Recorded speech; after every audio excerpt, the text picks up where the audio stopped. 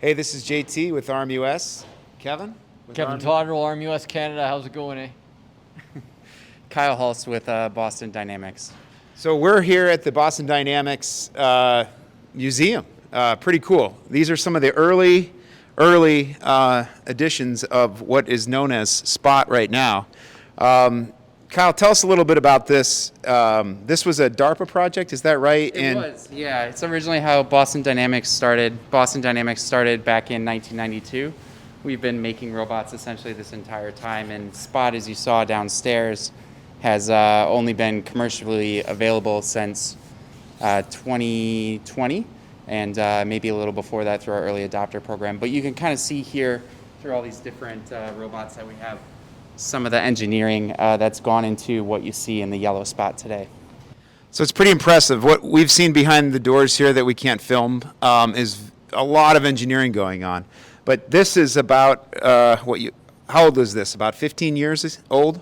Yeah, at least. Using a diesel engine to power a huge quadruped. But this is how long this technology has been being developed, and finally is able to be produced and readily available in a small version of what is known as Spot right now. So we'll come through here and look at some of the iterations.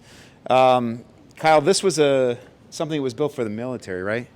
Well, this is a much larger Spot that weighs about 800 pounds, if you can believe it. 800 pounds? No way. Yeah, it's maybe hard to tell from the video, but it can carry about 400 pounds. And so we worked on large robotics applications. We've also worked on smaller ones. You can see over to the right here. This is our first iteration dating back to maybe 2012, 2013 of Spot. So what's interesting is on the ARM, on the early version of the Explorer, there was no ARM.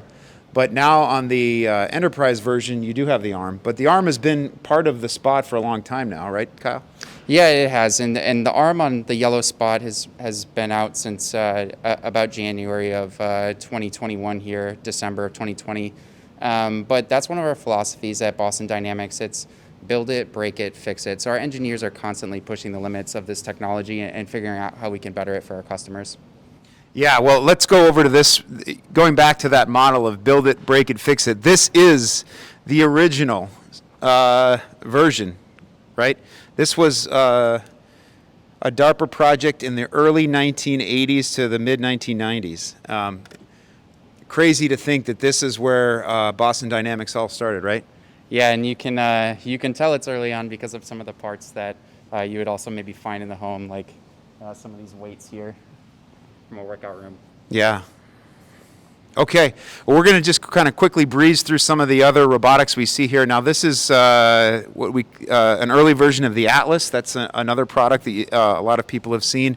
That's more of the humanistic type robot. Very cool robot. There's a version of this now in the works, but this is an early prototype. And these are actually suction cups, correct?